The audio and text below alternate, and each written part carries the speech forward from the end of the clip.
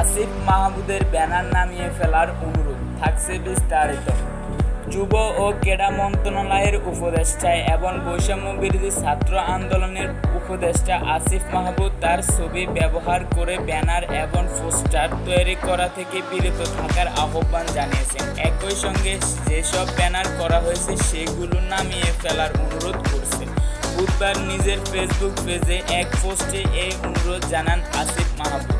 আসিফ মাহমুদ তার ফেসবুক পেজে লেখেন, ইতিমধ্যে আমার ছবি ব্যবহার করে বিভিন্ন জায়গায় ব্যানার এবং প্যাটার্ন তৈরি করা হচ্ছে।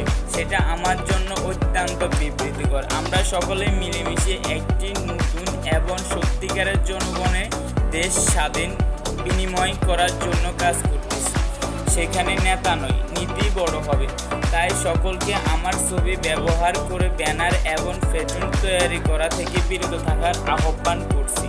যেসব ব্যানার করা হয়েছে সেগুলো নামিয়ে ফেলার অনুরোধ করছি। সমন্বয়ক পরিচয়ে কেউ অন্য কাজের সঙ্গে লিপ্ত করলে কঠোর ব্যবস্থা নেওয়ার হুঁশিয়ারি দেন আসিফ মাহমুদ।